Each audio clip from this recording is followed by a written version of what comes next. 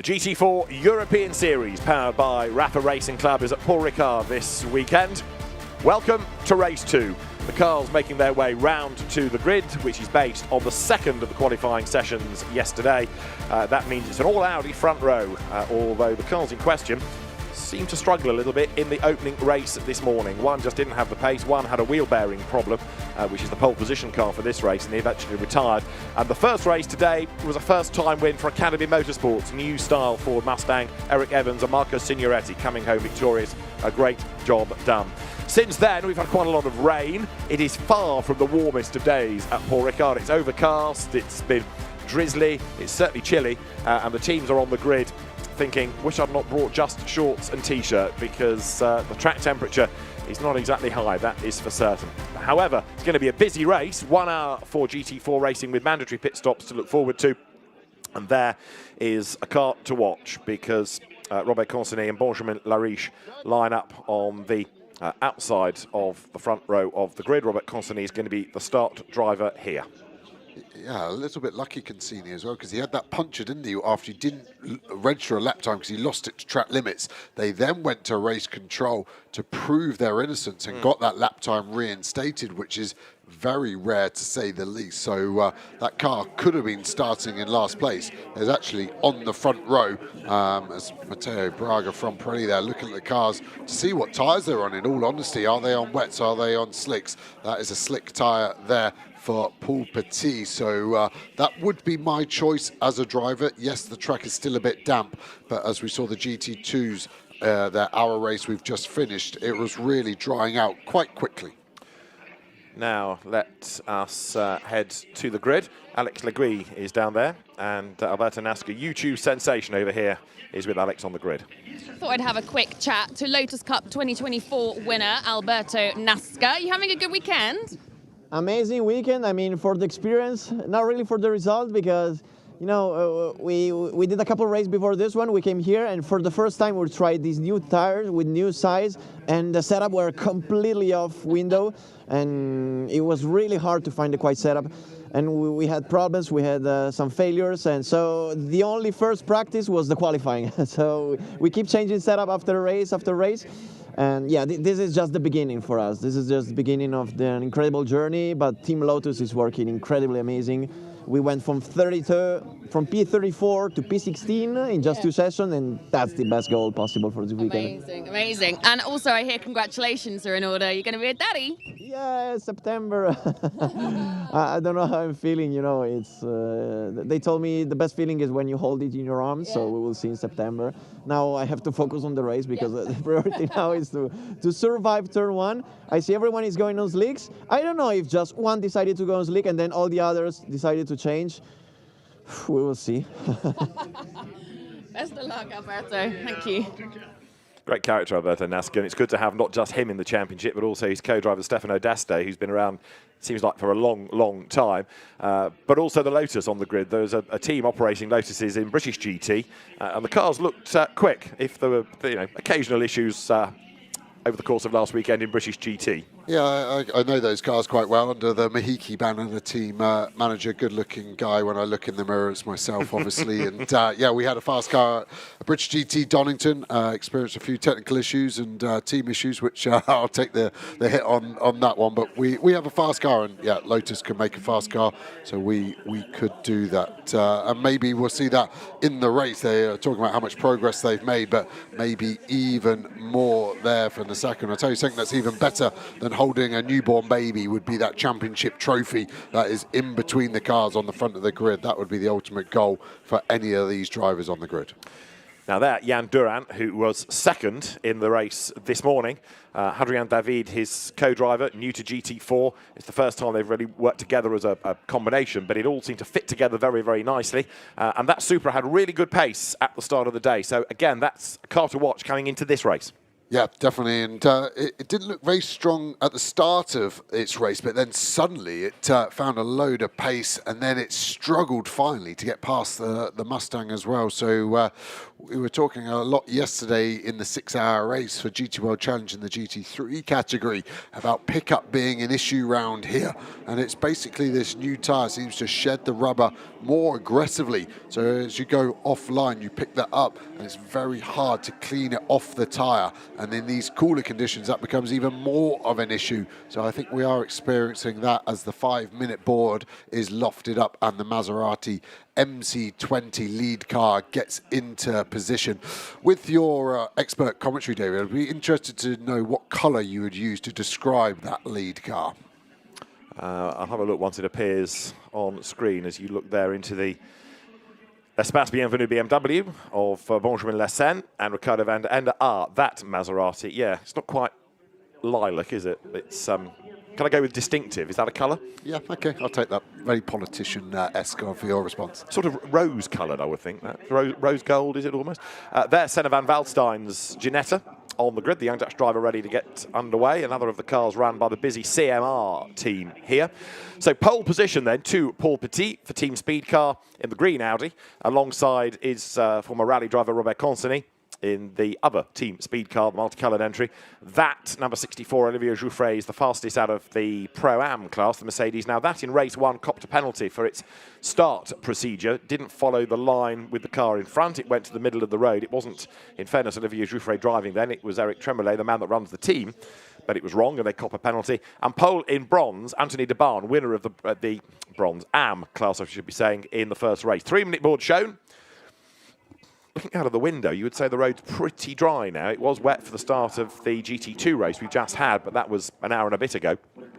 And now the road pretty much dry. So teams with a bit more confidence maybe ready to go into battle now. It's actually quite hard to call. I actually think the whole surface may still be damp and we actually can't see any dry patches yet. I think it still looks a bit too dark to be fully dry. We will get a mega drone shot on the formation lap to see that, and that will really illustrate where the track is at, and the drivers will be very much exploring where the grip is as they get ready to attack this Paul Ricard circuit. Audi, McLaren, Toyota, Ginetta, BMW, Aston Martin, Ford, Lotus, Porsche are all represented on this grid. It is a Mercedes at the very back because Elias Niskanen had a wheel part company in qualifying, so he didn't get a lap in. And another car that had problems in the qualifying session was Michael Haverant's Mustang, so that's going to be 41st on this 42-strong grid. You're looking at number 74, Aston Martin there, David Kuhlmann. That's another car that ought to be there or thereabouts. That runs within the Silver Cup. And the countdown continuing now, ready to get the cars underway for our second race of the weekend. David Kuhlmann, ex-Formula Renault racer, shares with the British driver Will Orton. And engines will fire up on instruction at the 1-minute board. The two Borissan Automotive BMWs have put themselves together on the grid. 12 is Gabriele Piana, but 11, one slot behind on the grid, is there Pedro Ibrahim, who was doing the GT3 race last night. Won his class, didn't he, as well? He won the silver class. James Caddett and Charles Clark. Yeah, in a BMW M4, but GT3. Quite different beasts there.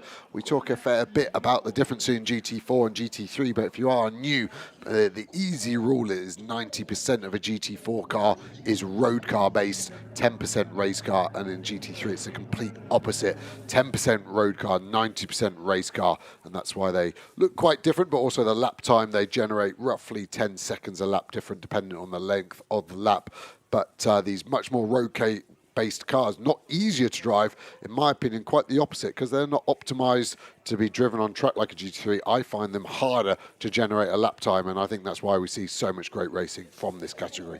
And the great variety of brands and the balance of performance that we have in GT4 equates them. You'll find some cars good in a straight line, other cars good through a corner, but effectively they're all doing the same lap time.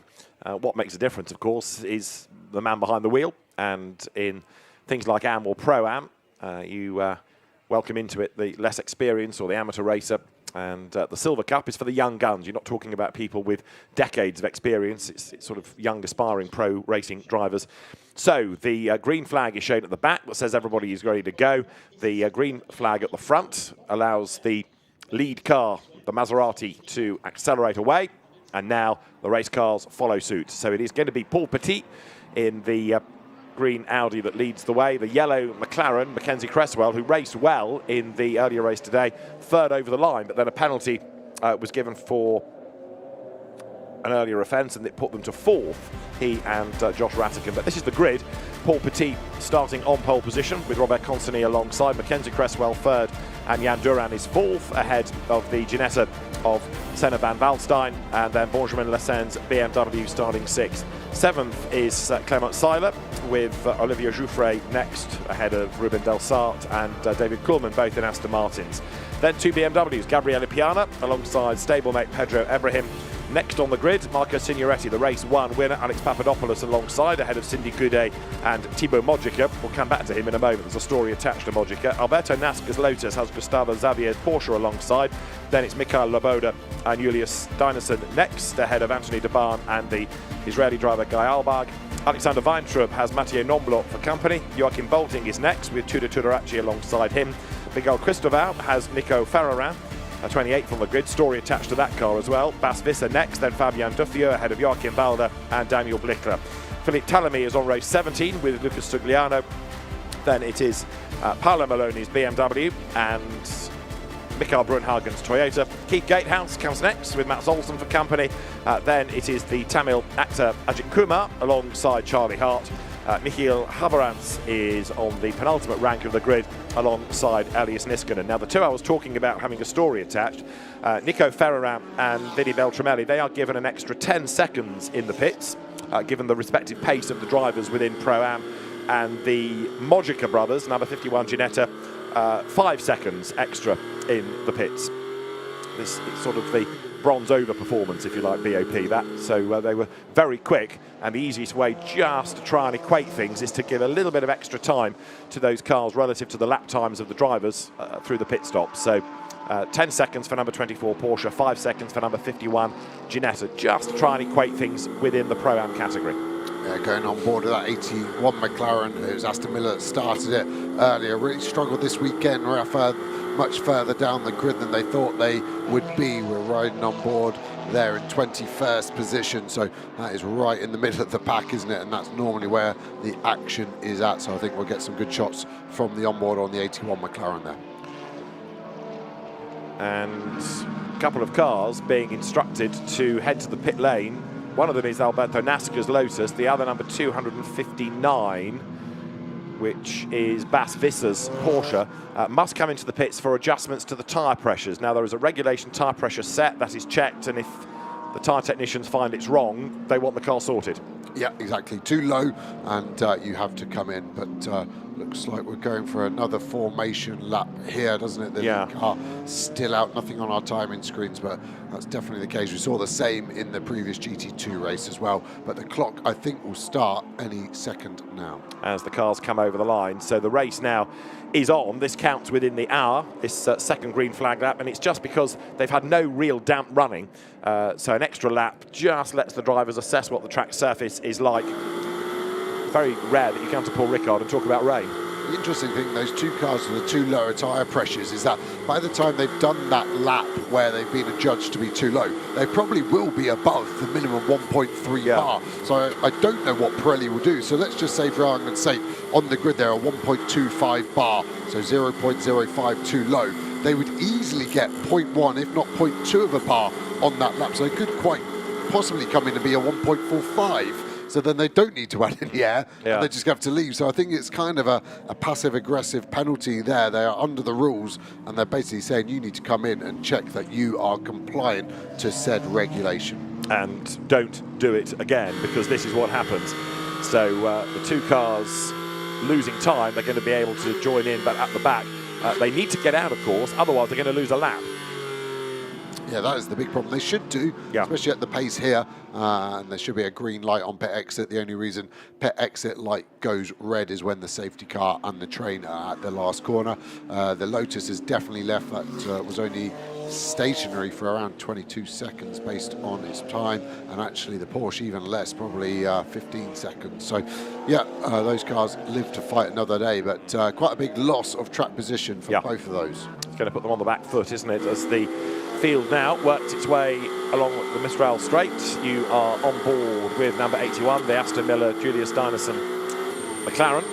What's really nice about this championship, particularly in silver, which I know it's aimed for, you're looking at young guns. You know, they've not been racing for many seasons. They might have come out of a junior category or single-seaters for a season or two, but this is where you find the next generation of stars that we, if you like, scoop up and put in the Silver Cup in GT World Challenge. Yeah, exactly that. It's a good breeding ground for these drivers to understand GT racing without the financial pressures and the competitive pressures that GT3 offers you there. And yeah, it's a great ladder that SRO have created, and it's one myself that I've used the ladder and this rung of it in previous years, and GT4 still has a huge place in motorsport. We wrongly sometimes think GT4, because it's slower than GT3, is a worse off sibling, but in my opinion at the moment the racing is better, less aero dependency from these cars, and I just love watching how much they move around underneath the driver. And the championship has always been entertaining, always been good over the last 5, 6, 7 years, but it's sort of gone up a notch of late. The driving standards are better, the racing is very, very competitive, you don't get quite as much damage, and as the cars now come through Le Beausset, trying to pick a winner is well nigh impossible. Yep, it really is, because we sort of got caught blindsided earlier by the Mustang. Had a strongish first stint with Eric Evans, and then a good pit stop from Academy. They were under their minimum pit stop time by 0.4 of a second, but you are allowed a 1 second joker in one of the 2 races, so they can't afford to do that again. But I'm sure Matt Nicol-Jones, team boss at Academy, used that joker to help them propel themselves up after stint 1 into stint 2, which ultimately helped them secure the win. So the cars now make themselves into grid formation. There is Marcus Vigneretti in the Mustang with Alex Papadopoulos on the outside. That Mercedes looked good in the first race, but did fade away right towards the very end. Julius Dynason here in 81, sharing with Aston Miller. He starts to get himself into position as well. Julius Dynason, the Danish Formula 4 champion back in 2022, raced in the BMW M2 Cup in Germany. Robert Consonny, perhaps he's the man to watch here in these testing conditions, ex-rally man. So you take somebody onto a rally stage, say go, and they have to learn, and learn fast. So if anybody can cope with a greasy track, he's your man, I suspect, in the Audi, but he's stablemate out of the same team, Team Speed Car, Paul Petit lining up on pole position in the green Audi there. The cars come up towards turn 15 now. Then the lights on the gantry on red. If the race director, Joël Durval, is happy, he'll give the instruction to get the race underway. And our second race of the season in GT4 European Series is going to be about 55.5 minutes when the lights go to green. Now it is blast off. There was a Porsche that popped out of line further back. I think that was the Nico Farraran car.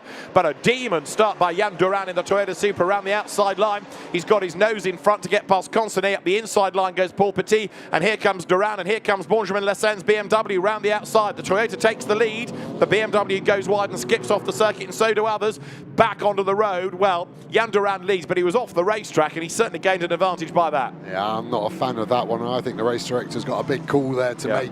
Would he be in the lead if that was a solid wall on the inside? The answer there, the Audi, a huge snap of oversteer there, also has to take a shortcut, which then really makes him just, they're having to go hard left to get around the bollard. That is the rule, so they've stuck to it. Look how wet it is offline. They're on slick tyres. That is treacherous down there at turn number 5, Camp Corner. They've all survived so far, but tiptoeing around. I think we're going to see a penalty incoming for Duran in that Toyota, which is leading the race currently. Yeah, the start is under investigation and turn 1 is under investigation, so there's a lot to look at. It might not be an instant reply, so to speak, as to who might be penalised, who might be looked at. Nico Farraran made a good start, as I say, and he did an absolute best of anybody in Sector 1, as the leaders then now come up towards the chicane. Robert Consonny then ahead, he's jumped clear of the Supra, which has dropped back. Now, is that Jan Duran self-censoring, having thought, yeah, I did gain an advantage, let me drop back into the pack, I'll give back those places. So Robert Consonny leads the way.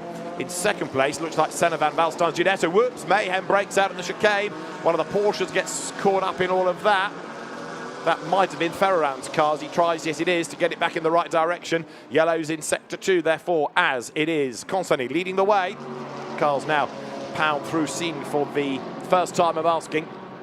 Second is Van Valstein's Ginetta. Third, it is Jan Duran's Toyota Supra. And then you've got Piana and his teammate Pedro Ibrahim in the BMWs. They've made really good starts, haven't they, to get up there. Look, the bright blue BMWs now going third and fourth because Jan Duran in the Supra is fading. Yeah, I think he was smart to let those places go from the lead, but those Borsan BMWs on wet tyres, because they've both made huge gains, 8 and 6 places respectively. I can't see it being a wet race, but on these first few laps, cold tyres, they are. There's no Pirelli tyre marking on those tyre walls that I can see. I think both of those cars are on wet tyres. There's no yellow on the top, maybe on the rear, maybe I've called that wrong, but maybe those drivers have just had the start of their lives, but they have done so well. Car running wide in the background. It'll be interesting to see if we can get any intel from pit lane and Alex to see what those cars have started on, but great start from both BMWs. Absolutely. Constantly then leads the way. Van Valstein was second, but now it is going to be Pedro Ibrahim up into second place, and Paul Petit and Jan Duran from rows 1 and 2 respectively struggling. Constantly leads the way, so it's a really jumbled order. Marco Signoretti coming back at Paul Petit. Now that green Audi was the one that had the wheel bearing failure in the first race, and it still doesn't look totally hooked up here, and Jan Duran in the Supra is also losing time. Signoretti up the inside, can't get past the Audi, just fends off the Toyota. Up the curb goes Signoretti, and offline goes Duran. Finds it's wet, finds it slippy, loses the place to Mackenzie Cresswell's yellow McLaren. Then he hits him, knocks him sideways, way out wide on the outside line there, the Aston Martin of Clement Seiler. Supra's lurching left to right, isn't it? Duran looks like he's having a sneezing fit behind the wheel there, snatching left to right as these BMWs attack. Audi, BMW, Ginetta, BMW. It's a great fight. 3 different manufacturers running in the front order. Who's going to blink first? Big break. They're having to turn in early. We see the BMW go to the outside. Is he going to get the lead? That would be an amazing move. Just so much more grip than anyone else out there. If they are all on slicks, then they have done a good job of getting some heat into these tyres, because they look in a completely different league to everyone else right now. Yeah, it's like night and day, isn't it? So the BMWs then are now first and fourth. So Pedro Ibrahim was ahead of Gabriele Piana at the start of the lap. Piana, one of the more experienced GT4 drivers then, and as the cars now work their way yet again up towards the end of the lap, I'm putting my money on Piana being the trailblazer here. Senna Van Valstein having a look to get past Robert Constantini as they come into view once again. So there, the lead BMW slots through, and it is in fact Pedro Ibrahim who is at the front at the moment. Gabriele Piana, number 12 BMW, fourth in the queue, trying to find his way past Van Valstein's Ginetta. So Pedro Ibrahim here going really well. Yeah, looking fast as well, nice and aggressive. Obviously had the experience of the car last night, GT3 wise. Still trying to spot what these tyres are. The new wet from Pirelli is much more of an intermediate, but I think they are slick tyres when you just caught the end of it. And I think these guys have just done a mega job setup wise and getting the tyres up to temperature quicker than everyone else. The Audi fight back though into turn 1. Yeah. So that was constantly to the inside. Can't do it. Senna Van Valstein's Ginetta right there in the queue as well in third place. And now Gabriele Piana says, I'm just as good, if not better than Ibrahim. I won this championship 2 years ago, remember? I'm trying to get past Van Valstein, but he can't do it. Van Valstein's Ginetta proving to be a wide car, and Ibrahim now is building a small gap as now Piana sends it up the inside, still can't do it. Yellow in sector 3. Yeah, it was close to contact there. Piana did well. He was going softly, then he went hard into 3, and luckily for him, that Ginetta just opened up the steering wheel and gave him a tiny bit of space, so they didn't have too big a contact. Huge slide there from the Ginetta, picking up the throttle, still damp round that part of the circuit. A dry line slowly appearing in places, but look at Signoretti in that Mustang coming, and actually Paul Petit is staying with. There is a yellow flag for the Lotus. That looks like it's got an issue coming around turn number 4 there, and hopefully can get going, because that is in a dangerous place. Don't know what the problem would have been, and we have a car in the barrier, looks like on the exit of the last corner. Carl Albrecht there in the Porsche. If that car doesn't get going, are we going to see a full course yellow? Daniel Bleckler's Porsche, in fact, wrong graphic. So Daniel Bleckler is up against the wall. So that car trying to rejoin. It's not got across the line yet. Pedro Ibrahim getting away. Now Gabriele Piana not getting through the traffic as well. So through they go. The slick shod BMWs first and fourth. We understand they are on slicks, not wet tyres. And now the race is starting to plateau a little bit. Piana is now starting to struggle to get himself up the order. He can't make the progress through that Ibrahim did. So there you've got Van Valstein coming up through the left-hander. That brings them up now through Bendor. So Ebrahim in the lead, getting away. Now, I think you were right, Joe, in suggesting that they just got the heat into them earlier, because now that the race has stabilised, there's no way that Piana is making the same progress that they were over the first, lap and a half or so. Now things have kind of stabilised. Ebrahim is the man in charge, but look, Piana fourth, he's been stuck there behind Senna van Waldstein for over a lap. Yeah, exactly that, and it's starting to go away from them. We're slowing for a full course yellow. It looks like we are 80 kilometres an hour. Everyone getting it stopped well so far. Sometimes you do get that concertina effect, and yeah, first thought once we saw those cars going through a left-hander, we could see their right tyres. You couldn't see it, but the left side definitely has that marking on of the slick tyres. Are they gone too aggressive? Are they going to start to go away? That Lotus didn't get going again, is getting pushed to the inside of turn number 7, and we are going to have to recover that Porsche at the last corner too. Will this go to a full course yellow? This is going to be right on the cusp, isn't it, of it being in between a short full course yellow where we go back to green, bit of damage on that Ginetta on the front corner, or is it a long full course yellow where we go to safety car to allow the drivers to get the temperature back in those tyres? So this to try and get the Porsche out of harm's way. And the recovery vehicle is on its way. I can see it just going up the pit straight. So it's going to be a few seconds before that gets there. And the drivers in the meantime continue to circulate at this delta pace. Pedro Ebrahim then is the race leader, and there Gabriele Piana's BMW right on the back of Senna van Waldstein. They are third and fourth, so Ebrahim leads Robert Consani, then it's van Waldstein in that Ginetta that was 11th in the first race from Gabriele Piana, the champion 2 years ago, not with this team but in the same type of car. Marco Signoretti, the race 1 winner, is 5th. 6th is Paul Petit, but that pole-sitting Audi still seems to be struggling as it did in the first race. Yeah, it struggled more at the start and seemed to come back to life a little bit on the last couple of laps before this full-course yellow was called. But, yeah, strange, the real Jekyll and Hyde weekend for them yesterday. Very, very strong. Looks like the BMW 80Ks is a bit more. And it's just trying to push the Ginetta up speed-wise, and it looks aggressive and uncalled for potentially. But if this goes back to green, the distance they're losing to the front two will be eating away at Piana's chances of trying to get on equal terms with them. Let's go for a replay of the start. Watch this Supra go in too hot, cut the corner, and that's why it inherited the lead, in my opinion. And he's now in 8th place, so he gave some of the places back, but there's clearly something not quite right in getting the tyres up to temperature.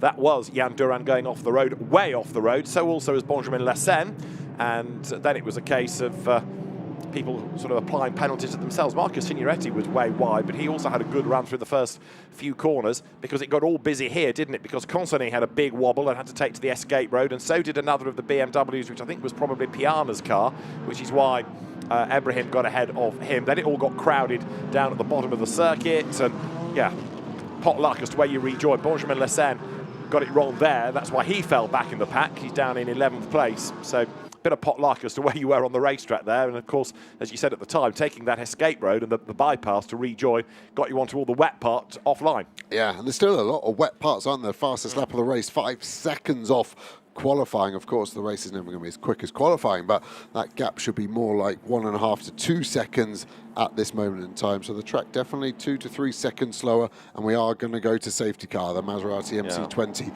ready to pick the leaders up, and that will give us a few laps to get some more temperature in the cars. Piana can stop pushing that Ginetta because that gap now will be null and void. So Pedro Ebrahim was 0.6 of a second up the road, but everything's going to close up now. Daniel Blichler's Porsche was the one up against the wall. Alberto Nasca's Lotus did get going again, did it not? But we're anticipating the safety car then on track. And when we go safety car, the pace will quicken, of course. That's why we have the safety car. That goes at what are loosely termed motorway speed. You're on board with Joshua Dynison, and he, in the McLaren number 81, circulates 17th. That's the race 1 winning car.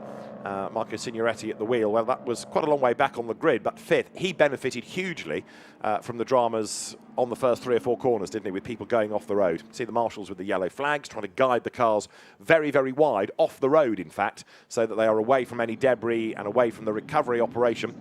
That's the Mojica family's Ginetta, the Mojica brothers, and there you see the marshals forcing the cars wide off the racetrack so that there's ample room for the teams to work to get that Porsche out of harm's way. Yeah, smart work means they can work safer and faster. The car's already on the flatbed. That will then lift back onto that truck, and that will get out of the way. And I think we'll go probably full course yellow into safety car at the end of this lap. A couple of laps of safety car to get the temperatures into the tyres, and then we'll get back racing. So could potentially go green roughly when the pit window opens in 8 minutes' time. But we don't go safety car yet because of that quicker speed. The car's at a slower pace while the recovery operation goes on. And the full course yellow has the effect of being able to neutralise the race straight away. There, the safety car is on track. We're not yet at safety car procedure. Only when the instruction is given from Joel Dorval, the race director, will it be full safety car procedure. So Pedro Ebrahim's BMW leads the way from Robert Consonni's Audi, Senna van Waalstein's Ginetta third, Gabriele Piana's BMW fourth, fifth Marco Signoretti's Mustang, the race one winning car, sixth Paul Petit's somewhat troubled Audi, seventh is Mackenzie Cresswell in the McLaren that he shares with last year's silver champion Josh Rattigan. In eighth place, Jan Duran. Now that Supra, yeah, okay, he gave places back early on, but I think he struggled on the first lap and a half maybe, to get any warmth into the tyres because more places were lost. Ninth is Thibaut Mojica, leading Pro-Am, but with an extra 5 seconds to serve in the pits. And in 10th place, number 39 of Clement Seiler. Now we go safety car then. Safety car procedure is called for. And the Maserati, there it is, will put the lights on, and Pedro Ebrahim will slot in behind. And hopefully it's just going to be one lap to get everything up to temperature, and then they can go storming away once again. GT4 European Series. Oh, big cloud of something out of the back of the Ginetta there from Senna van Waalstein. Only him doing that, so I don't think it was him running over something, but it's only the Ginetta from which the smoke or dust seemed to come out of the back thereof. Yeah, maybe just locking the tyre up, ABS in all of these cars, but when the brakes are cold and tyres, sometimes the ABS can't react quick enough, so maybe just grab the front brake there, just getting some temperatures back in, but that's exactly why we have a safety car, to build that back up. Imagine if we just went straight back to green, then all of those cars would have been suffering similar fortunes to that Ginetta, which will have zero issue, but potentially a small flat spot on one of those tyres. We had 6 hours of GT3 racing last night without a single safety car. We had a few full course yellows, brief ones, but we got through without any safety car at all, and it will be in this lap. So it is just sort of half a lap to get things up to speed, but we had the legend safety car in this lap. Maybe it's just for a safer restart, really, but they're really forcing the warmth back into the tyres now is Pedro Ebrahim, the team manager of car number 87, being summoned to race control immediately, and 87 is the Toyota Supra of Jan Duran that was way off the racetrack at the first corner. So even though the team may say, well, he gave places back, race control want a word. Yeah, it's never a positive chat. I now know that as my role as team manager in British GT. It's not to ask about your health, is it? Yeah, or to say well done, which is a shame. So the safety car peels back in then, so kind of half a lap of safety car really. We are going to go racing. So Pedro Ebrahim, Robert Consonni, Senna van Waalstein, Gabriele Piana, Marco Signoretti, the leading quintet as they come up to the line. Green flag waves, and this will get things back underway with 5 minutes before the pit window opens. Battle is on there as Jan Duran tries to have a go one side, then the other, and Mackenzie Cresswell's McLaren and the Toyota Supra lines up for a go on the inside. More smoke, look out of the back of the Ginetta that goes straight on. Senna van Waalstein makes a real Mons of turn one, way off the escape road, flicks the sat-nav on to try to work out how he gets back onto the circuit, and he'll rejoin somewhere in the pack as they're 3 wide. You've got BMW, Aston Martin, and Mustang. On the outside line, the Mustang.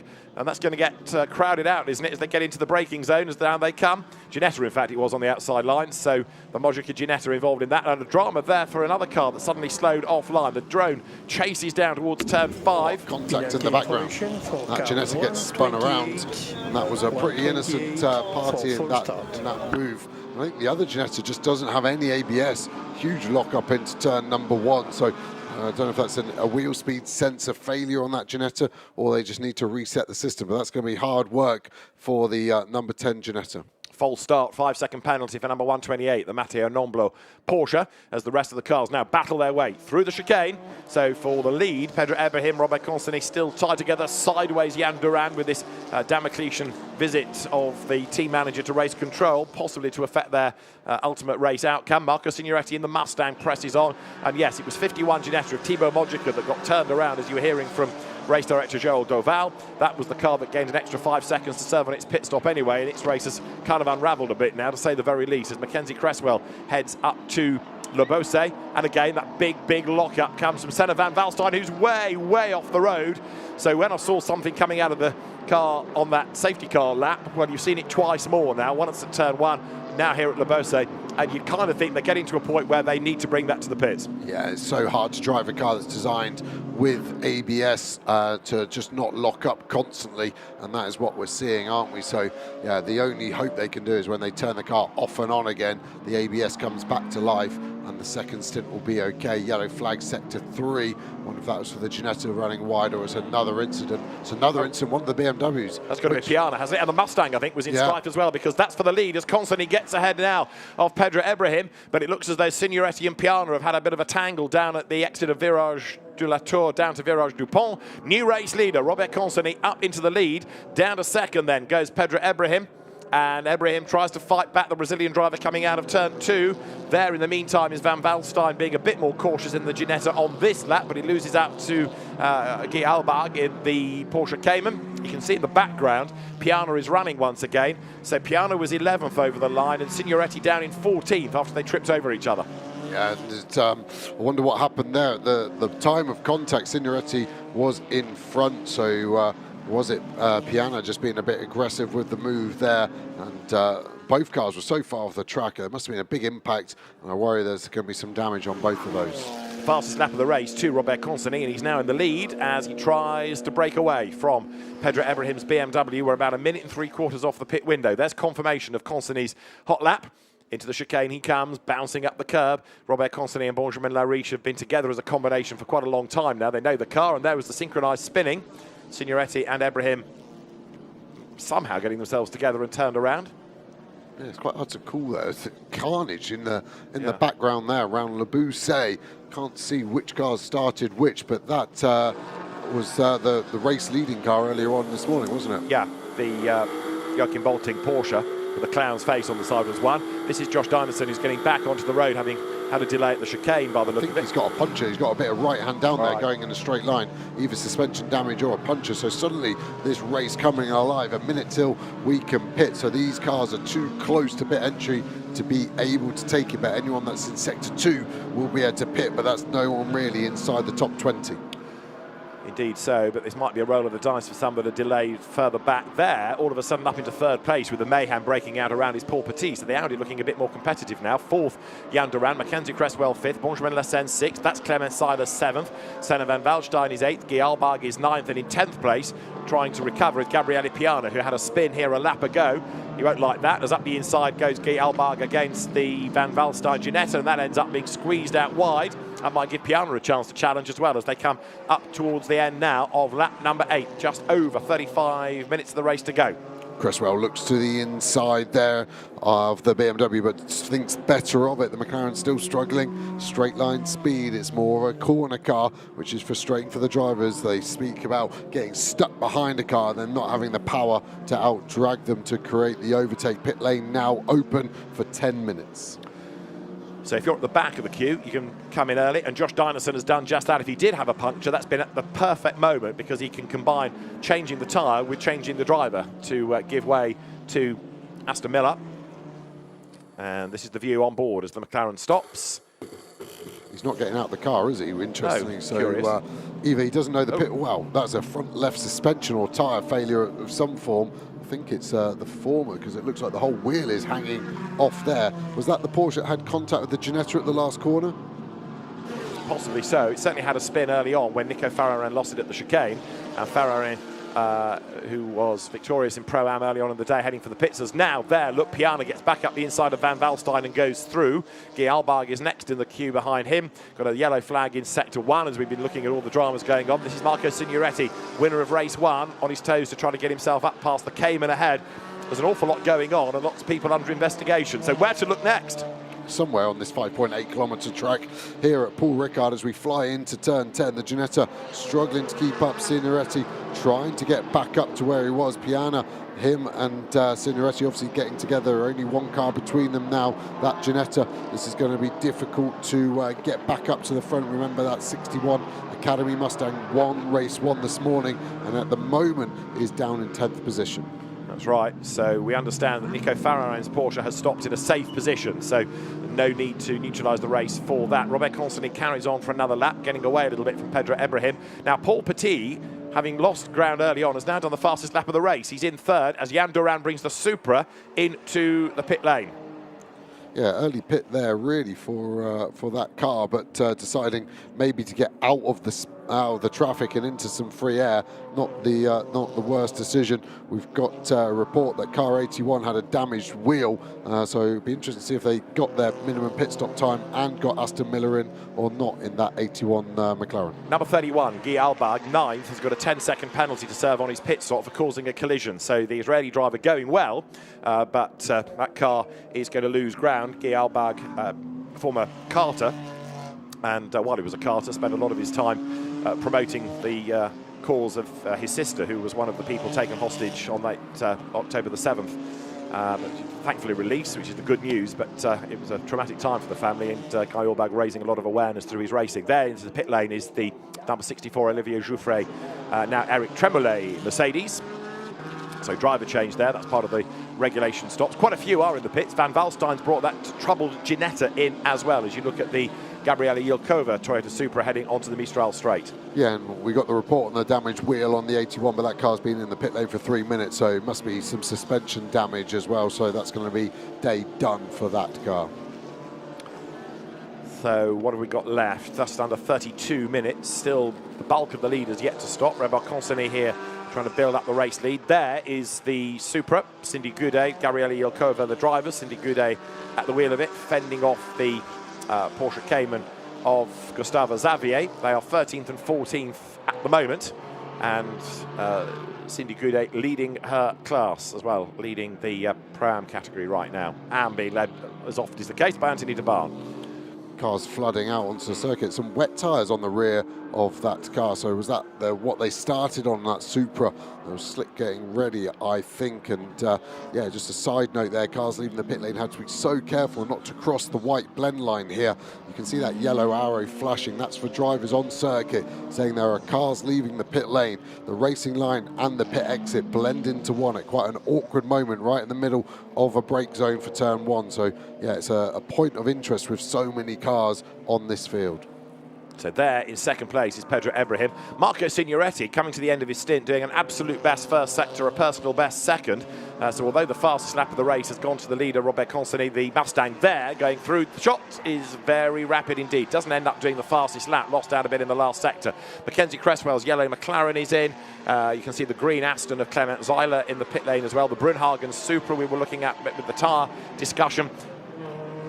The Charlie Hart McLaren, the other RAFA car there, with a lot of front damage on the front left, missing a huge amount of the bodywork, but the rest of it seems to be holding up okay at the moment. This race too, very much they got the feeling of the last race of the weekend for the GT4 drivers. All hell is breaking loose, it feels like. Hold on to your hats. Behind them is the number 1 Mustang that Michael Haverantz didn't get a time out of yesterday, but he's also hauled it up the order pretty effectively into 18th place from last on the grid. So there is Haverantz going nicely in that car that he shares with Nathan van Springel. Michael Haverantz, another of the Ford Performance Junior drivers, comes now on to Mistral Straights. So Robert Constantly, the race leader, by 3 seconds, having fought his way up past Pedro Ibrahim. Charlie Hart's not being slowed particularly by the lack of bodywork on that front left corner. A big bite missing, as you say, but made a lighter car. Yeah, slightly more aerodynamic in some ways and slightly draggy in others. I just wonder if that front fender is going to get ejected at some point. A huge amount of air rushing underneath that, and it won't be designed to support that. And yeah, luckily he's not damaged any of the internal radiators there, but maybe if they get to the pit stop and get some tape on it, they would be okay. So maybe an earlier pit stop at the end of this lap might be a good idea for the RAFA racing team. Michael Haverantz also you saw gaining a place under braking for the chicane in Mustang number 1. It's another very rapid car at the moment. So from the back of the grid up into 17th place. I know the order is slightly shuffled by the early pit stops, and you've also got the car of Elias Niskanen, number 19 Mercedes, that lost a wheel in the qualifying session for this race, now within that top 20 as well. So some good fights going on, some good drives being put in as well right now.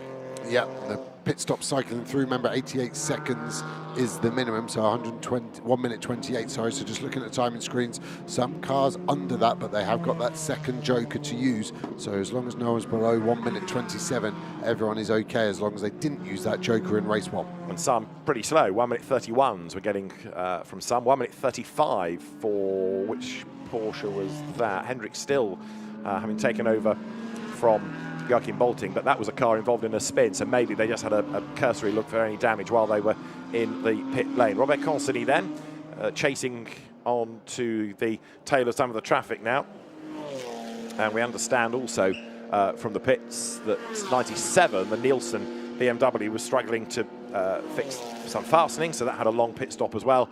Also now, of course, you can lose time if you get boxed in, can't you? Because the pit lane is, yes, long, but also very busy.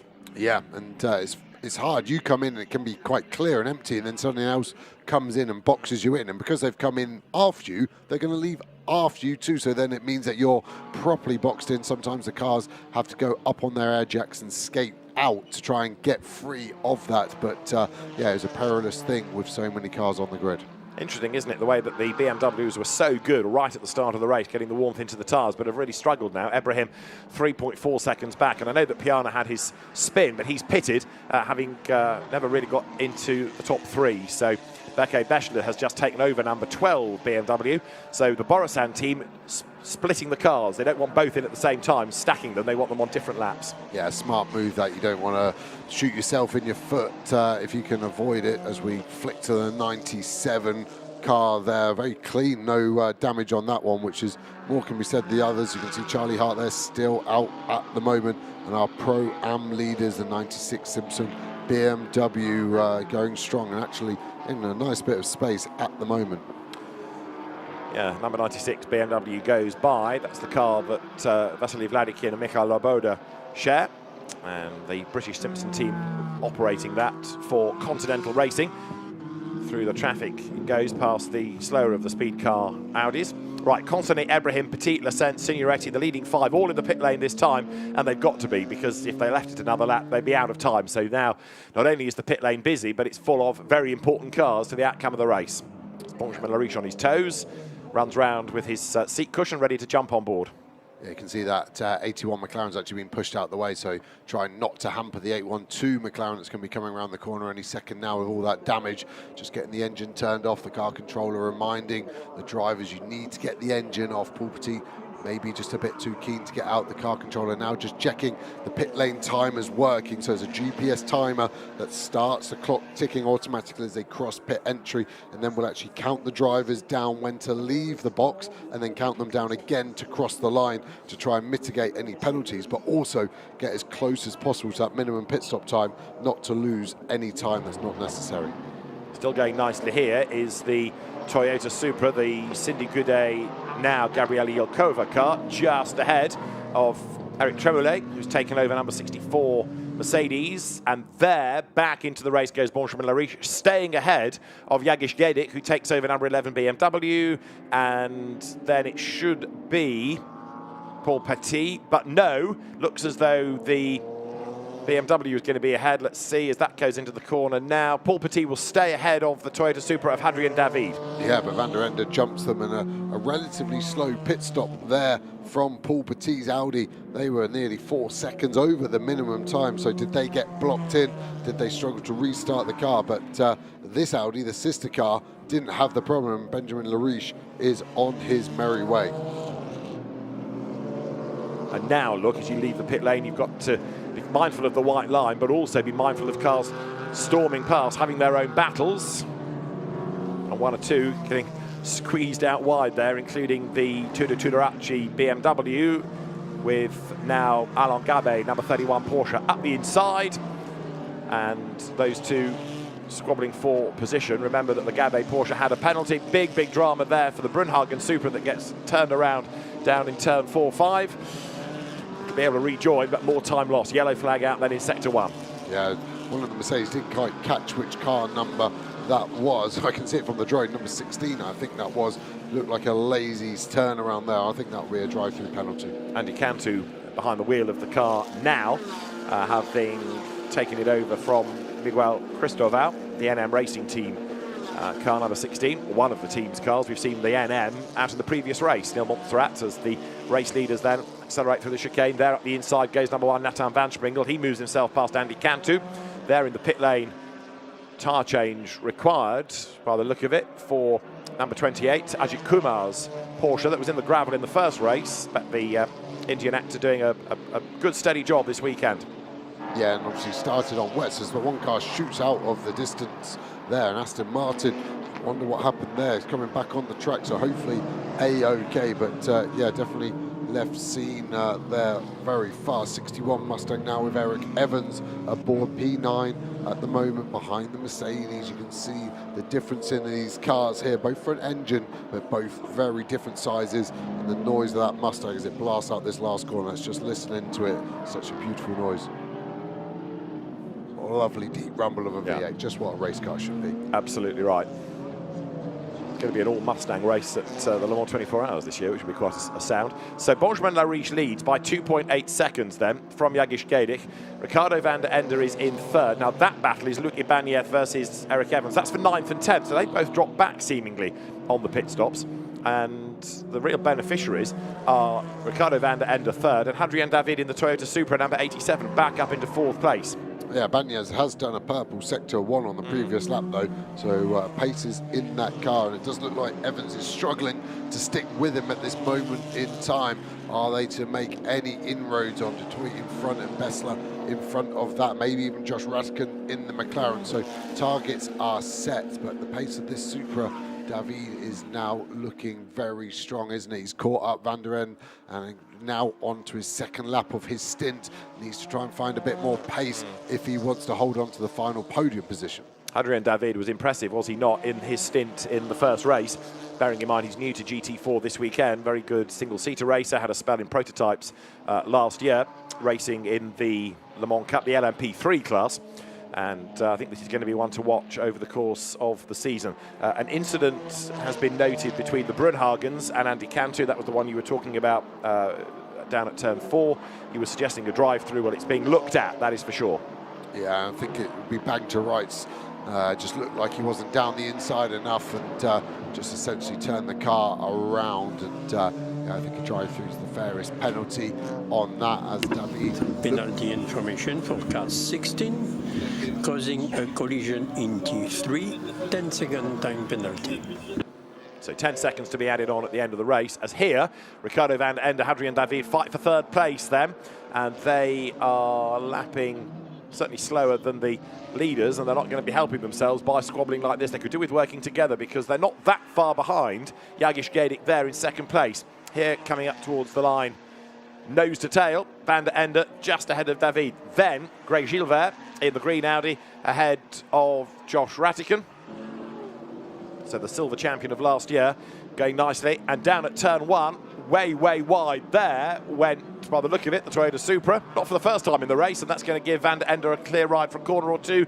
This is Ratican, forces Gilbert up the curb, tries to squeeze alongside, but it just doesn't have the horses in a straight line, that McLaren. No, but I think he might be able to dive down the inside. He thinks better of it. Interesting, we're only just starting to get a dry line in places. That shows you how damp it was, and Ratican's shown us how damp it is on that wet part of the line, and that mistake has cost him a car length or two, so he needs to regroup now. And like we've said before, that McLaren fast in the corners, so hustles the Audi. But then if we stay with this drone shot, watch the Audi just start to edge away as they get onto the straight now. Full gas up to 230, 240 kilometers an hour. McLaren trying to stay with, but even in the slipstream, the Audi pulling away. BMW, Ricardo van der Ende, he knows this car inside out. Hadrien David, second race in the Supra, so learning all the time, but he's a quick learner, is he not? There is Greg Gilbert, under attack still from Josh Ratican, so they're pairing off a bit. You've got more drama, Andy Cantu. He's got a 10-second penalty at the end of the race, but he's had a spin, and has he got a puncture as well on the front right? Yes, he has. So more contact. Indeed. Another incident, but this time the bite a bit, in a sense. He's come off worse. So trouble for Andy Cantu. That's in the first sector of the lap. And we've got 19 minutes of the race to go. This has been a rather more combative GT4 European Series race as you look at the fight for third. Van der Ende just ahead of David. Yeah, this is how I remember European GT4. Action-packed, don't know where to look. Hard, fair at times racing and beyond the limit in another instance as well. Ratican definitely the faster driver out of these two, but you've got to keep an eye out soon because the two cars behind catching quickly, aren't they? This is going to become a 4 or 5 car battle maybe within 2 or 3 laps if Gilbert can keep holding up Ratican. That's right, as the cars now swing up through the approach to Virage Dupont, and Ratican thinks about the inside line. Behind him, it's Beke Bechler, then Baudouin Datou. Right, the leaders go by. 3.4 seconds is the margin, and it's going up. Lariche getting away, and here's this mad scramble coming over the line.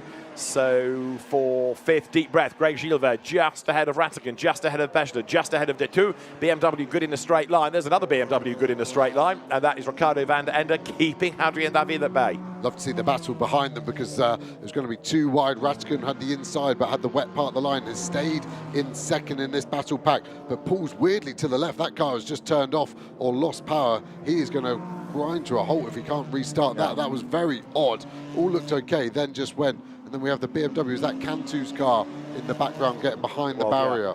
Yeah, the Mercedes out of the race as you look there at 39 of Baudouin Datou. He's on the back of Beke Bechler. Coming out now of turn number 5, and Ratican is out of the race. The car's stranded, same place as Andy Cantu's Mercedes. 17 minutes to go, but it just slowed suddenly, if you can slow suddenly. Place is lost and it's parked as now look, Van der Ende has to go really defensive to keep Adrien David at bay. Van der Ende covers off the inside line and they're catching, are they not, to the tail of the lapped Audi as well, so they need to negotiate the speed car entry. Which way does it go?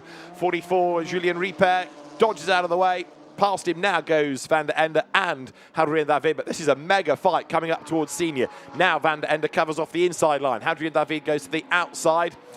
Is he going to be bold enough to try? Yes, he is, and it worked. Brilliant stuff. Adrien David right round the outside going into Senior, and he doesn't even run up the curb. Beautifully done. Amazing send that, just went in with maximum commitment and hope in equal measures, and it's stuck. And now I think he'll be released and will have some mega pace. What can he do about the cars in front? There's another BMW in front of him, 4.2 seconds up the road. Van der Ende not seeming to have the pace to stay with that Toyota. Be interesting with the the Elite McLaren, because there was something going on in the last corner, because it did get down the inside of the Gilbert Audi, that I saw, and then had a weird snap, so there was some damage done there as we go to a battle further down the pack. Another car sending it round the outside. That is a great move from that dark coloured BMW on the black and green Mercedes, there. Nice, fair, hard racing from Victor Bouveg there in the BMW. And you've also got Hendrik Still, who led race 1 for the first half, sitting on the back of all of this. So the Toyota Supra, Gabriele Yelkova, is in the mix. So there's the Supra coming up towards the end of the lap then. Behind it is Victor Bouveng in the BMW. Then you've got Eric Tremblay. Then you've got Hendrik Still. This is 15th, 16th, 17th, 18th. And this quartet are all fighting for the lead in Pro-Am. We've got a time penalty being given to number 44 for track limits. That's the Ripert Talamy lapped Audi. But here, a 4-way fight for honours in Pro-Am. How about this? Hendrik Still up the inside of Tremblay. He goes third in class. Yeah, some very fast drivers, and in this Pro-Am battle, this is for the lead of the race in their class.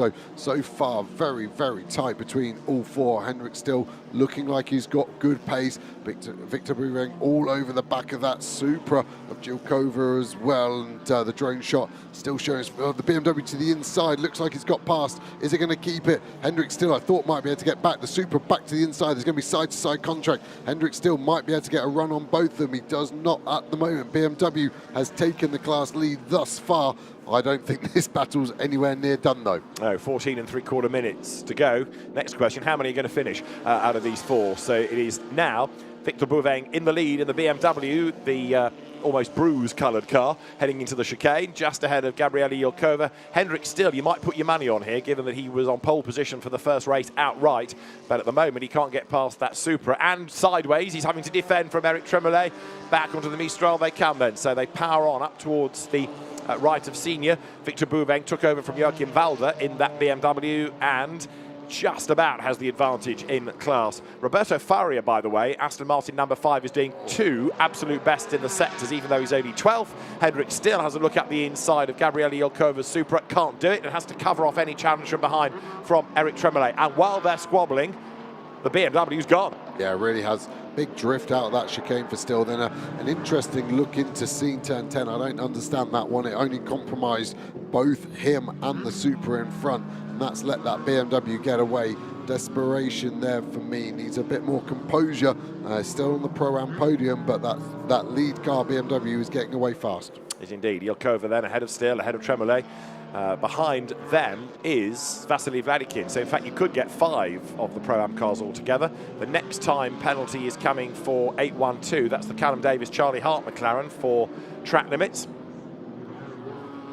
So 13 minutes to go. And this one has been non-stop, hasn't it? Although Benjamin Lariche leads the way. You could argue they were fortunate to get that lap time back after the innocence was protested. Had they been at the back of the group, would have been a very different story indeed. Yeah, exactly. And the Rattigan car DNFing, that would have been interesting where that could have got. Josh Rattigan, defending champion, has scored points in every European GT4 race since 2003. So that ends a very good run of scoring of points in a very competitive championship. Disappointment then for not just Josh, but also Eddie Ives' Elite Motorsport team, just running the one car this year. They've taken the other silver champion, Tom Leben, into GT3 in the International GT Open, running a Ferrari, so a lot of new going on there as well.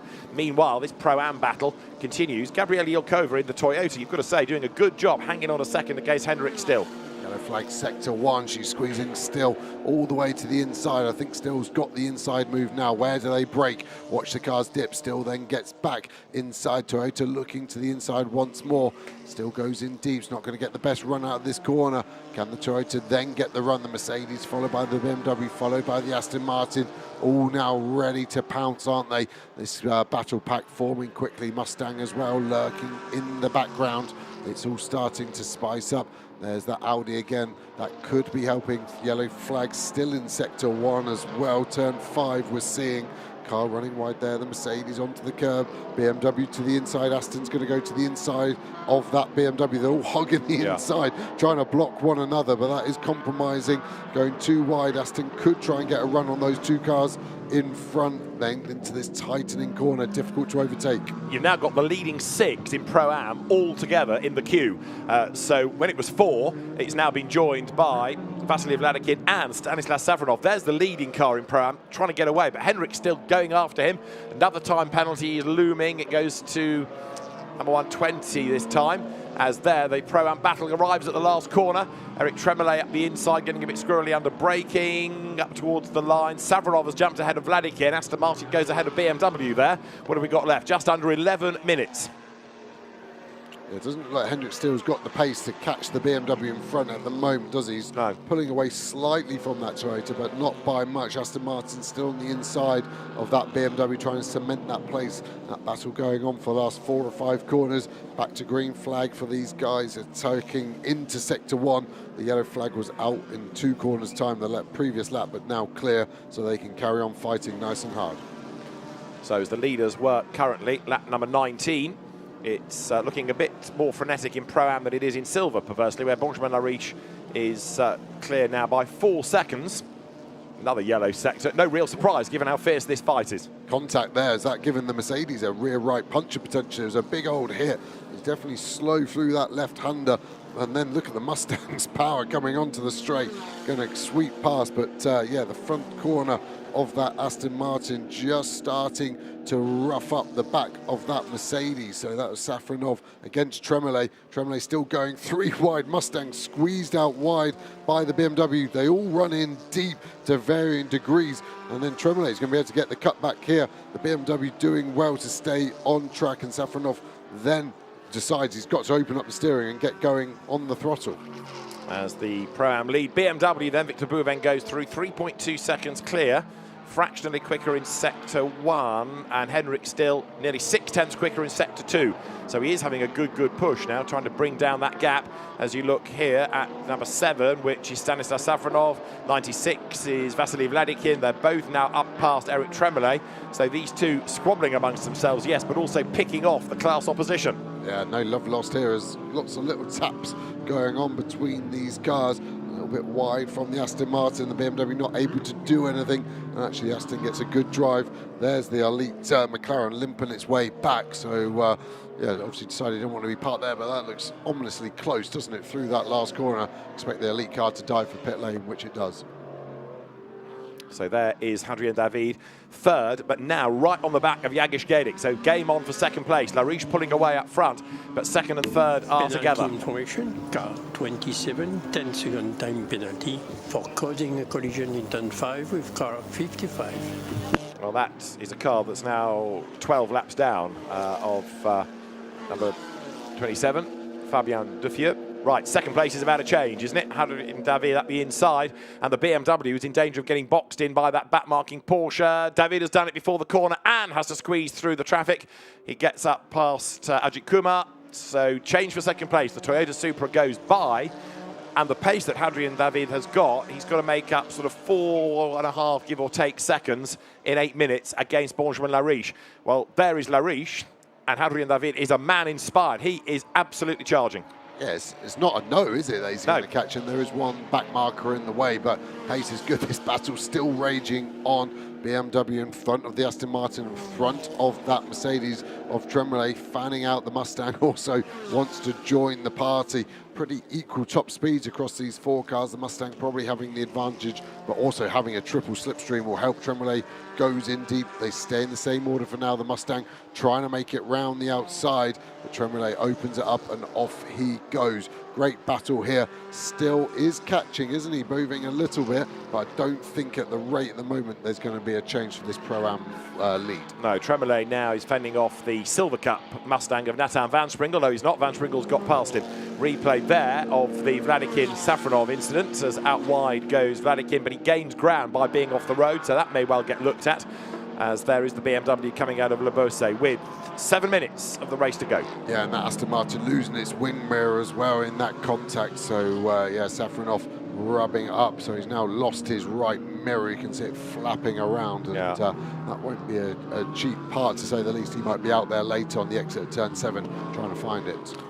Luke Ibanez in the number 15 Mercedes from the NM Racing team has gained a place as well. He's up into 6th place, as Victor Bouving to Henrik still. The gap is down 2.9 seconds, but I don't think it's going to come down enough in time. Number 11, Jagish Gedik, is now on his final warning for track limits. Why do we single him out? Because he's third. It's significant for the overall order, especially given that the clock is ticking on down.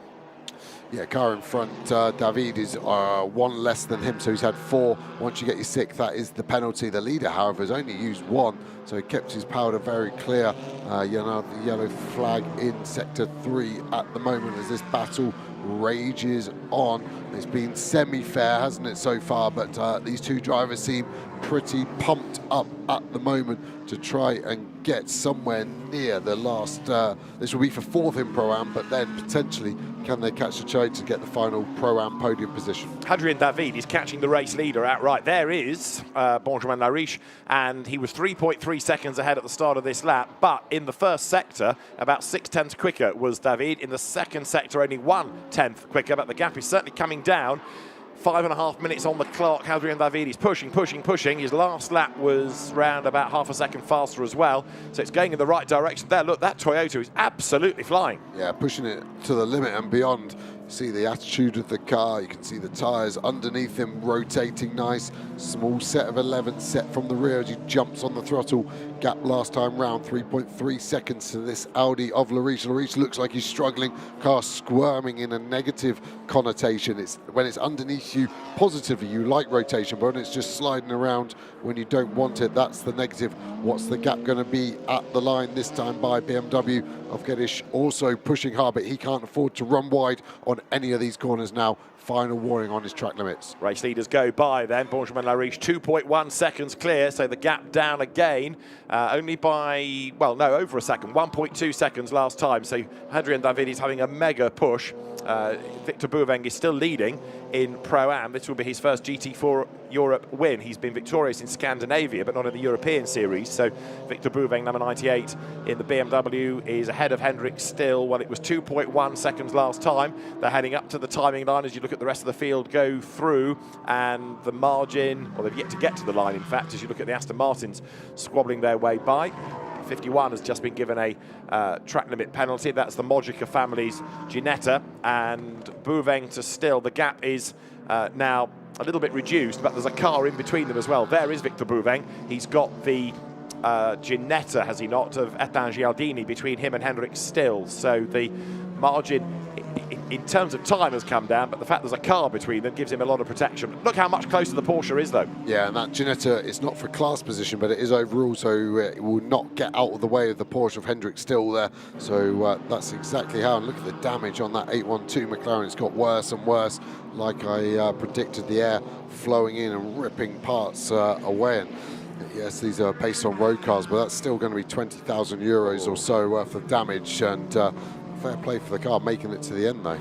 Julien Leandre here, who's taken over from Anthony de Barn, on target to win in Am from number 88, which is the Igor Sorokin Mercedes, and then Stefan Nilsson, it is currently in third in the Am class in number 97 BMW. We have got 3 minutes to go, so there's going to be possibly time for 2 more laps even at the end of this, depending on where Benjamin Lariche is. He's in the last sector, isn't he? Yeah, and the gap's come down a bit, not as much, so maybe Lariche is responding now. Was just looking after the car, looking after the tyres, and now he knows he's got 2 more laps to go. He can probably drop the hammer and make sure he's using every last percentage of grip. But the gap last time round, 2.1 seconds. I think it will go down, but not the same rate as the previous lap. The team looking on nervously. The gap now down to 1.4 seconds. Another 6/10 taken out. Keep going at that rate. They're going to be bumper to bumper as they take the checkered flag. And there'll be time for 1 more lap at the end of this. So 2 laps, that's good news for David. It's bad news for Lariche, who is the hunted. You saw Robert Consonny watching on from the pit wall. He and Benjamin Lariche make a great double act. But Hadrien David has been one of the standouts of the weekend, hasn't he? New to GT4 racing and going really, really well. Down through turn 3 they come. And the Toyota Supra edging closer. They're coming up to the end of the first sector. This will give us a chance to see how much ground, if any, has been gained. Still, Victor Bouveng is ahead, looking for his first European Series victory in Pro-Am. There is an ever more nervous-looking Robert Consonny, as the gap is down by another couple of tenths. Hadrien David is almost there within striking distance. It's going to be an absolutely perfect finish now as he gets on the lights to try to distract Lariche. Good luck with that. Benjamin Lariche, if I call it one of the old stages of GT4, I don't mean that rudely, but he has been in this championship for a good number of years. This is Hadrien David's first weekend in the championship. Yes, he's made people sit up and take notice, but this is a fascinating battle between somebody that knows GT4 racing inside out and a really, really impressive new arrival. Yeah, and there's no cars in front of them, so this could be a clean fight. Headlight flashing, still going. Interesting concept, flashing the car. As a driver, when I got flashed, it motivated me to dig deeper to make sure I didn't let this little minx behind me get past. Some drivers, it does agitate to a point where they make mistakes, but Lariche, I don't think, is going to blink at that. Yes, he hasn't got the pace, but he's not going to make a mistake just with a couple of headlight bulbs flashing him in the rearview mirror. Through they come then, so it's Audi versus Toyota. Behind Jagish Gedic, he's hanging on to 3rd place, but remember, he was caught and passed by that Supra and has fallen away. 4th is another BMW, Ricardo van der Ende. 5th is Beke Besler, who's had a good run to recover after Gabriele Piana's spin, and 6th is Luc Ibanez, and this is the Pro-Am lead, and it changes. Hendrik Still goes by, so that's been a really impressive fight back, hasn't it? Because he was towards the rear of the initial 4-car queue. He's had to find a way through the traffic and then go after the BMW. The Porsche gets a little bit sideways coming out of the corner, but Hendrik Still, brilliant job. He's in the lead of the class. Can he hang on in there? Bearing in mind that car was delayed in a spin early on. We saw it way off the road, so they lost a big chunk of time. Leaders go by onto the last lap, 0.3 of a second. It is Benjamin Lariche just ahead of Hadrien David. Now we're going to see defensive driving at its absolute maximum. Yellow flag in this sector. That helps the Audi a little bit because it prevents the Toyota being able to find a way through. Yeah, they're both sweeping over to the right. Is that just defence, or was that where they can see the car causing the yellow? Consani there on the pit wall, begging Lariche to be able to hold on for 1 more lap. We're into turn 5, another overtaking spot covered off by Lariche, but look how slow he is there. Overlap, there was a yellow flag, so that's for that car parked up on the inside, halfway around the lap. Can he keep holding on? Now, this is the part of the circuit perhaps that plays into the strength of the Supra with all that grunt. Lariche goes wide up the curb. Is that going to compromise the exit onto the Mistral? Let's see. This is Adrien David's best chance. Either side of the chicane. We've seen him go around the outside of people at senior, so he's not afraid to go toe-to-toe with anybody. He's not close enough into the chicane to make a lunge here. And Benjamin Lariche comes in very late on the brakes. Adrien David, too late maybe. The car slides up the curb. He's still on the tail of the Audi, but that was a mega late braking effort. This, nothing left on the table by Adrien David, but all of that zealotry, as you see a BMW in strife in the background, Jagish Gedic from third place, all of that zealotry means that he's compromised the run back onto the Mistral straight, and an opportunity to challenge at senior went away. Yeah, I think that was more like a Super Av, too fast, too furious in European GT4. Great car control. I think Lariche ran wide to use a track limit up previously, and it was a wise move. I think Van der Ende is up to third. Is that a problem for that car? Now let's go back to this lead battle. David all over the outside. They're going to go side by side here. Be looking for the cutback, trying to get to the inside, which he does. Great move, slight side-to-side contact. Still going to be sideways all the way out this corner. They touch again. And the Audi just comes out ahead, so to the inside line, hopefully will dive Adrien David. No, because Lariche covers it off. Outside line there. It's going to be one last roll of the dice. One more corner to go. They're side by side into the braking zone. Adrien David on the outside gets the undercut. Does he coming off the corner? It's going to be a sprint to the line then as they accelerate, almost overlapping up towards the timing line. It's going to be a virtual dead heat between the two. I reckon the Audi is just ahead. And as they come across the timing line, the result is a win for Benjamin Lariche by 76 thousandths of a second. Brilliant stuff. What a race. And then where's Van der Ende gone? He was third. He's dropping down the order quickly. Yep. And then the other two BMWs from Borsan Motorsport got there. That was a finish and a half. Hendrik still leading Pro-Am. Still got Victor Boving right on the back. Huge slide into a spin from Kumar. Does well to get out of the way of these two. Does that help Boving? There's going to be another drag race to the line for the Pro-Am win. Hendrik Still versus Victor Boving. Overlap as they come to the line. The BMW looks like it might just be ahead. We wait for the timekeepers to adjudicate. Porsche takes it by 2 thousandths of a second. Hendrik Still wins Pro-Am by 2 thousandths of a second. That is nuts, isn't it? European GT4 drag racing there, wasn't it? I was convinced the BMW had the speed, then suddenly the torque of the Porsche pushed it through. That's got to be one of the closest finishes ever in a GT4 European race. Wow. Great racing from all, and that race had it from start to finish, but that's one of the best last laps I can remember. Right, that was Silver and Pro-Am. The AMs have got to go some, haven't they, to beat a 2 thousandth of a second margin. 76 thousandths in Silver, 2 thousandths in Pro-Am. Julien Leandre is going to come through there in the BMW to win in the AM Cup. It's not quite so dramatic there because he's got quite a big gap over Igor Sorokin, but what a race and a deserved win, you've got to say, for Benjamin Lariche and Robert Consonet. But boy, did Benjamin have to work hard for that. Gedic was third, Bessler fourth, Ibanez fifth. Ricardo van der Ende did drop back on that last lap to sixth. It's going to be quite a lot to catch up on. Yeah, you said Lariche was old, didn't you? But that age gives experience. Old stager, I said. Oh, sorry, I just paraphrased there. But his experience came forward there, didn't it? And that is what won him the race. He didn't have the fastest car underneath him for the last few laps. David was pushing hard, did everything he possibly could. But the defensive driving for those last 2 laps, absolutely perfect from car number 3. So let's try and have a look first up at the outright situation in Silver, side by side to the line. There's the checkered flag. That is what 76 thousandths of a second looks like. And even though the Toyota Supra has a long nose, it wasn't quite long enough. You could imagine Adrien David sort of leaning forward in the car, somehow trying to urge it on. And Benjamin Lariche, well, what a drive, what a great way of defending. That car may not have had the pace of the Toyota. Clearly it didn't because it was being reeled in. Another lap would have been a different story, but he did just enough. And I think I've said before over the weekend, you only have to win by 1,000th as long as you win. Maybe that was a bit too close, even for Benjamin Lariche. He and Robert Consonet win from Adrien David and Jan Duran. Jagish Gedic, Pedro Ibrahim third from Berke Beschler and Gabriele Piana. Luc Ibanez fifth with Alex Papadopoulos. And sixth, Ricardo van der Ende and Benjamin Lecem. And in Pro-Am, well, it was a virtual dead heat. For 2 thousandths of a second, Henrik Still and Joachim Bolting win from Victor Bouveng and Joachim Valder. So Victor is denied his first European win. And third in the class, another impressive effort actually, this Stanislas Savronov with Alexander Weintraub. And in AM, it went the way of Julien Leandre and Anthony Debarn, ahead of Keith Gatehouse and Igor Sorokin. Third, Mats Olsen and Stefan Nilsson.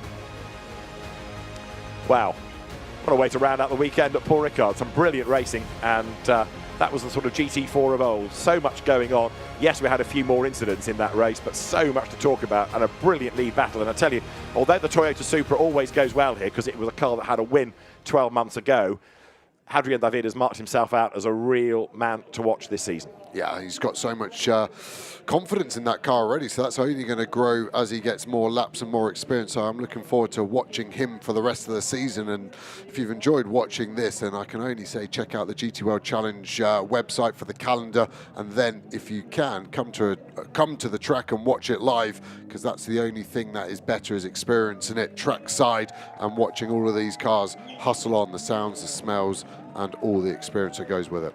Very enthusiastic Borusan Automotive team, cheer home Yagish Gedik and Pedro Ibrahim. That was the car that led early on. Those cars were dynamite on the damp track right at the very start, getting the tyres switched on really well.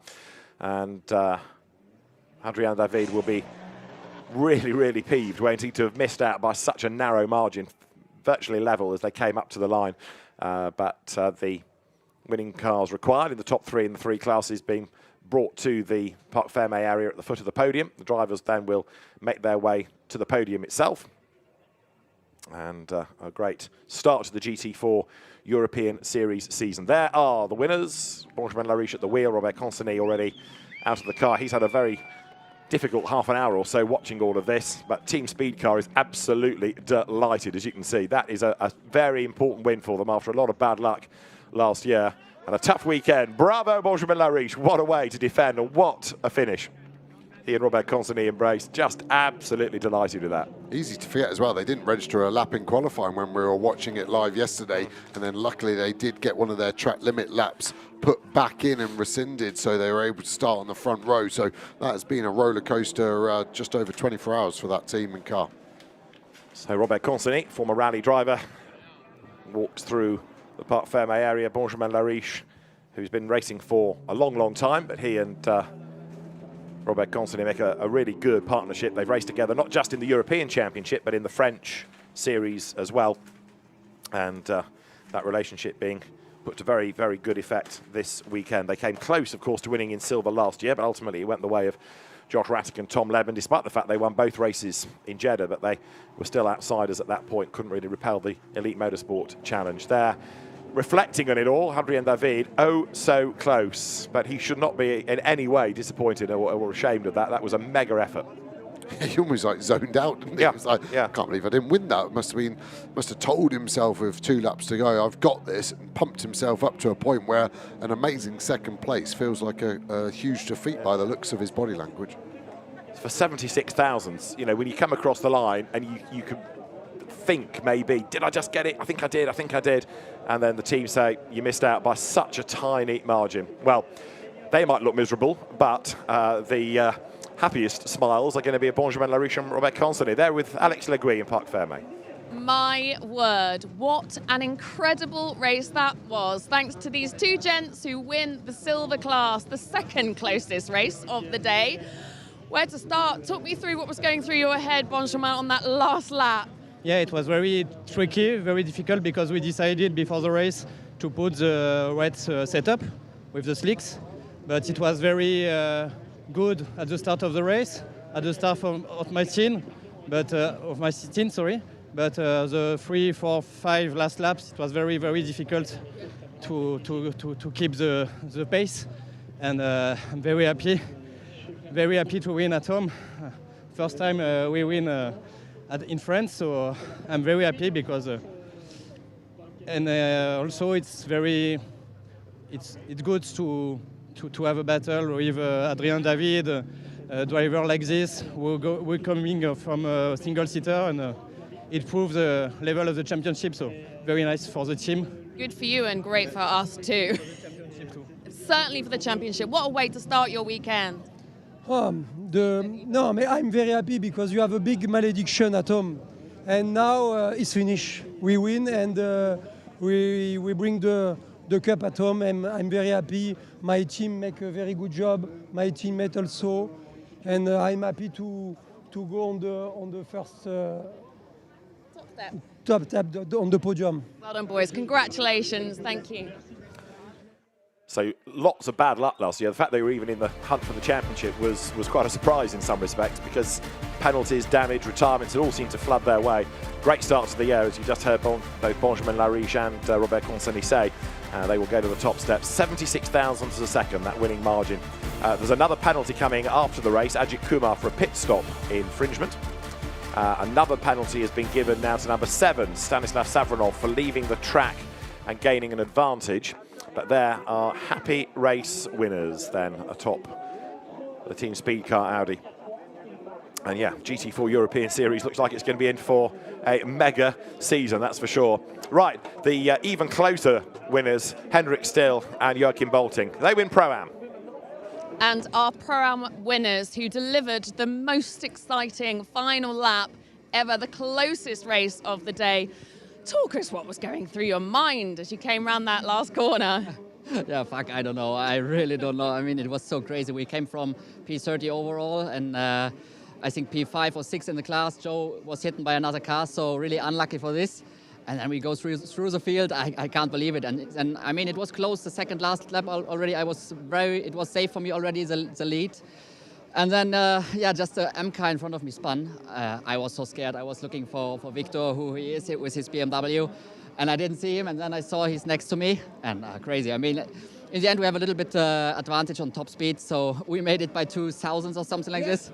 Crazy race. I'd love to have heard your radios over that. Yeah. Joachim, when we spoke earlier, you told me on the grid that you were feeling nervous and that you did not expect to win this weekend. Yeah, that was what I expected when we started the race. Because of the conditions, it was not really dry. It was a little bit around wet and dry, and with the slicks it was very tricky because a lot of guys were braking very late and spun, and yeah, someone hit me, so I had to focus the rest of my race, but I think I did an average job, and so Henrik made the rest. It's all down, boy. It's all down to those lucky shoes you were telling me about earlier. He's got lucky shoes on. Yeah, that's my name, so everyone knows how is my name. That is all. Boys, well done, well deserved. What a great way to start your season. Congratulations, and go and get up on that step. Well done to Joachim Bolting, Henrik Still. Apologies for the colourful language of Henrik Still. I get the feeling that there's a lot more that Alex needs to investigate in this car over the year. There are the shoes, there's the wearing of the cap, there's the clown's face on the side we need to unravel as well. It's a car of characters. I know we're impartial, but he's my favourite driver by a mile. I've never seen someone wear a hat like that, and I'm truly influenced. But great performance from them both, and I want to see more of this car as the year goes on. Circus and a clown. The circus has come to town, hasn't it? What a finish. Yeah, Henrik Still talking about having a bit of a top speed advantage. Well, Victor Bouveng may disagree because he was almost level. Let's look at the highlights of race 2 of GT4 European Series. This could take a while. A lot went on, and it all began with Jan Durand taking the lead in the Toyota Supra, but running out of road at the first corner, chased through by Benjamin Lassène, and that meant that briefly into the lead of the race went Paul Petit in number 8 Audi, but he got shuffled back in the pack as the cars ran down towards turn 4. 1 or 2 more ran off the road, and eventually things calmed down just a little, although we did have the Mojica family, Ginetta, being turned around, cars scattering in avoidance, and then a spin also for Marco Signoretti when he tangled with Gabriele Piana. In the end, the Mustang that won the first race was a long way down the order, but on the track, into the lead of the race went Robert Conseny. He relayed Benjamin Lariche on the pit stops. And there's some great battles going on the other side of that, especially in Pro-Am, where initially Gabriele Yilkova led. She was then outmaneuvered by Victor Bouveng. Henrik Still's Porsche started to pick its way through the traffic as well. As up into second place, charge Adrien David in the Toyota Supra. Next target for the race lead would be Benjamin Lariche.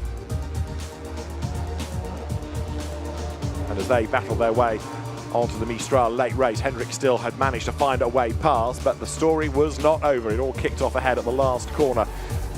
For the race lead, it was going to be side by side. Adrien David versus Benjamin Lariche. The Toyota tried the outside, then got up the inside, and the drag race to the line saw them come through with 76 thousandths of a second, the margin in favour of the Lariche-driven Audi. And if you thought that was close, Pro-Am could outdo it. There was a delighted Robert Consigny, but it was 2 thousandths as Henrik Still fended off Victor Bouveng. And there, the winners in silver, Jagish Gedic, Pedro Ibrahim already on the podium for third. For second place, you can see Hadrien David and Jan Duran thinking, but for 77 thousandths would have been ahead. And then for the top step, Robert Consigny and Benjamin Lariche at the end of a stunning race.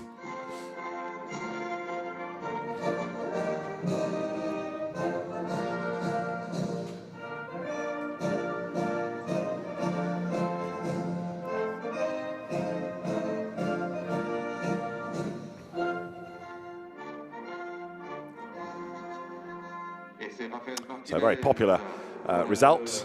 French teams first and second, and Benjamin Lariche just being able to hang on to win as Rafa Martinez, the man behind the RAFA Racing Club, competitor in this championship last year, steps forward with the trophies.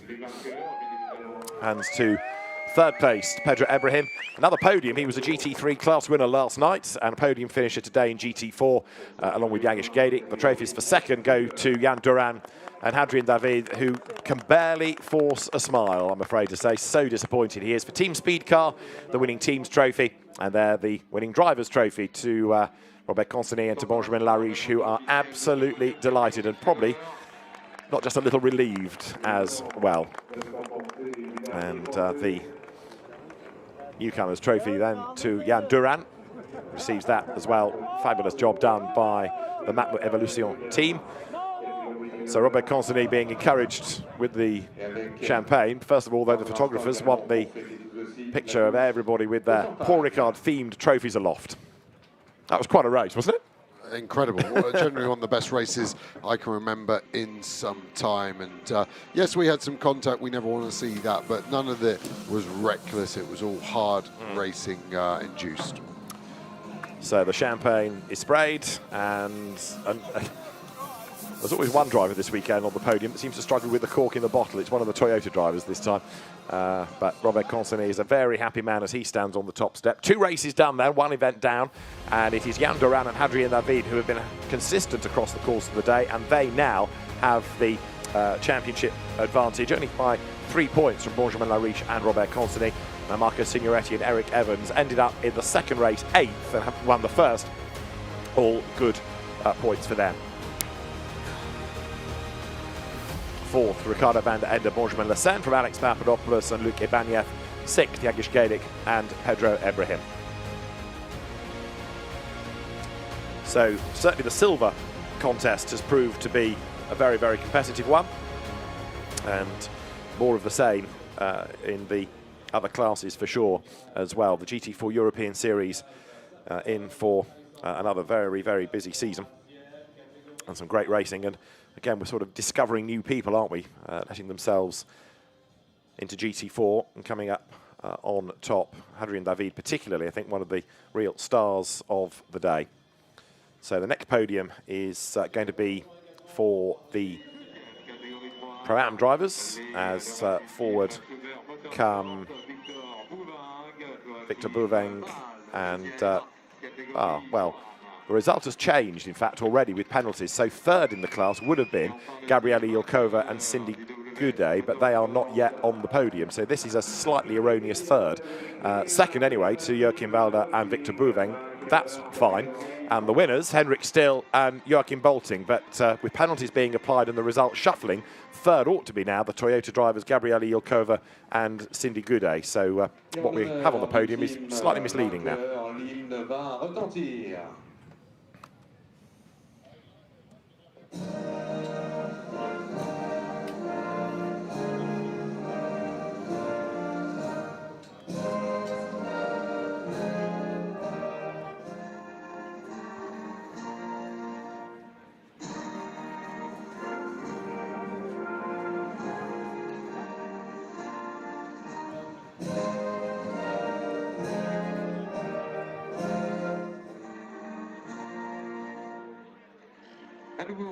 So Henrik Still and Joachim Walder the winners. Second place to Victor Bouveng and Joachim Walder.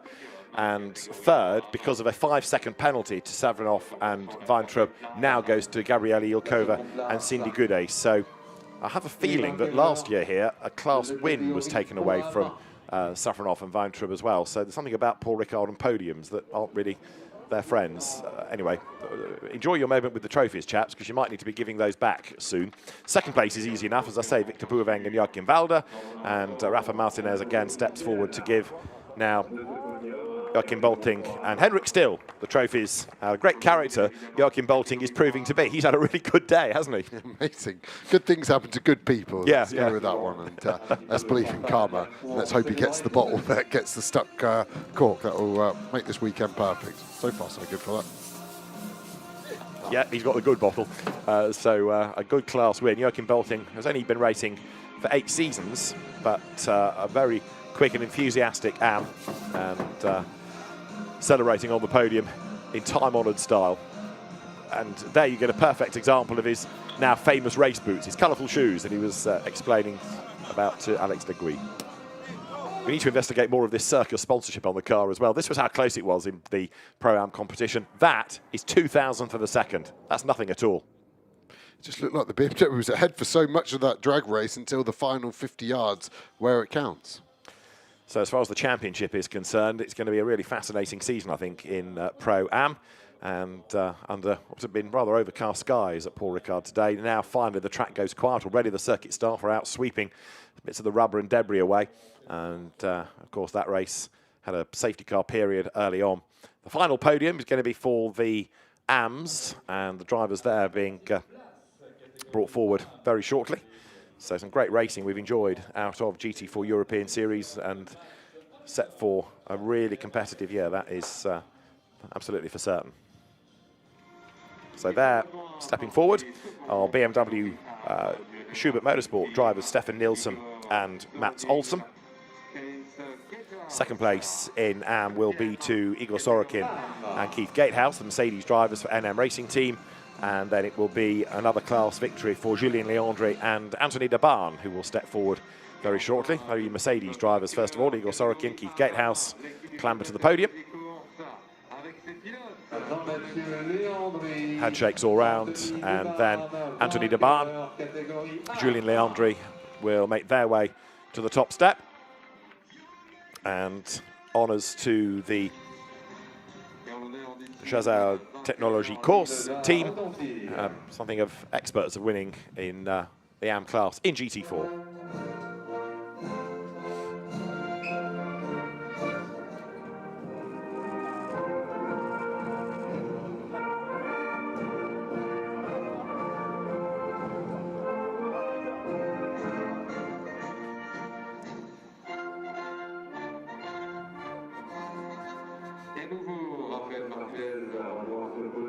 Good to see healthy representation in the AMs as well. It might be, if you like, the third class when it comes to the podium, but numerically it's strong, and pretty much everybody within it has found a playmate.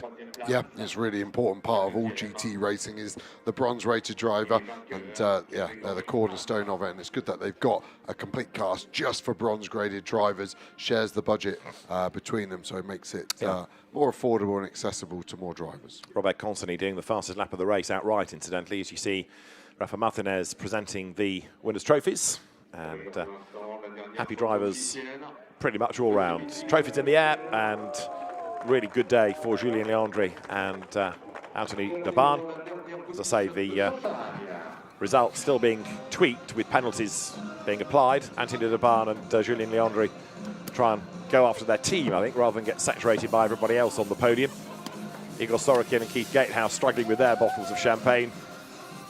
But some good racing we've enjoyed all day long. This is how we look in AM in the championship. Jean-Mathieu Leandre and Anthony Daban, 2 wins. Then they are ahead of Igor Sorokin and Keith Gatehouse.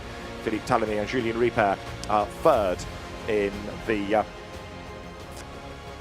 standings at the end of our opening race of the championship. Right, the GT4 European Series in for a cracking season. We'll see you next time. Goodbye from Paul Ricard.